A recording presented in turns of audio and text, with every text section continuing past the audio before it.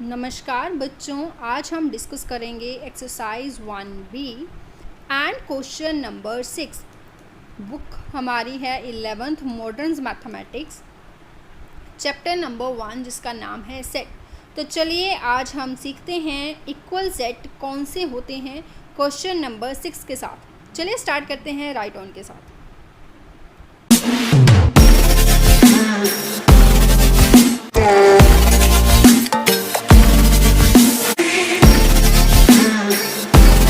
Your question number 6, which of the following sets are equal. तो कौन से set equal होते हैं?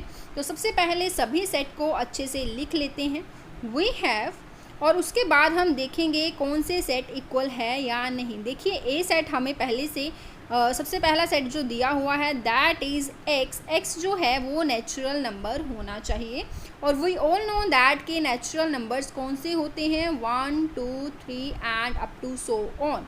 चलिए उसके बाद बात करते हैं x लेस देन 4, मतलब जो x की वैल्यू है वो नेचुरल नंबर होने के साथ साथ 4 से छोटी होनी चाहिए।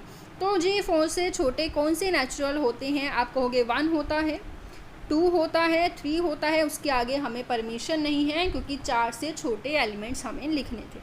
चलिए बी सेट हमें सॉल्व करके दे दिया। बी सेट ऑलरेडी जो क्या है सॉल्व किया हुआ है दैट इज़ 1, 2 एंड 3। थर्ड जो सेट है सी सेट वो भी हमें प्रॉपर सॉल्व करके दिया हुआ है, और सी एलिमेंट जो सी सेट है वो उसमें कौन से एलिमेंट है 1 एंड 3।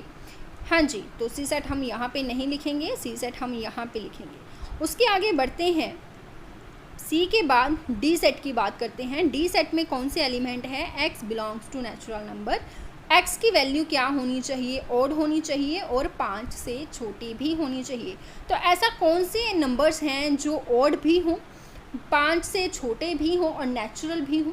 तो नेचुरल नंबर में तो आते हैं जी 1, 2 हमारे पास इवन नंबर है इसलिए 3, 4 इवन नंबर है इसलिए 5, पर 5 लिख नहीं सकते क्योंकि 5 से छोटे एलिमेंट्स ही चाहिए। So this is our set number D. आगे बढ़ते हैं ई सेट। ई सेट में ये क्या हो गया? अब आप सोचोगे 1 मिनट मैम, आपने तो हमें बताया था कि सेट में एलिमेंट्स रिपीटेड नहीं होते, और यहाँ पे तो रेपिटेशन क्वेश्चन वालों ने की हुई है। तो इसका मतलब आपको सिर्फ कंफ्यूज किया जा रहा है।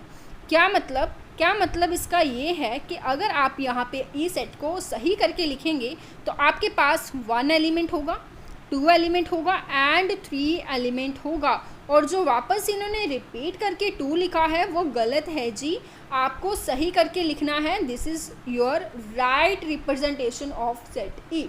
सिमिलरली जब हम एफ सेट की बात करते हैं तो एफ सेट आपके पास कौन सा सेट है जिसमें 3 को रिपीट कर दिया गया है? तो ध्यान रखें यहाँ पे सिर्फ 2 ही एलिमेंट है। आपको कंफ्यूज कर रहे थे पर आप अच्छे बच्चे हैं, कंफ्यूज नहीं हुए।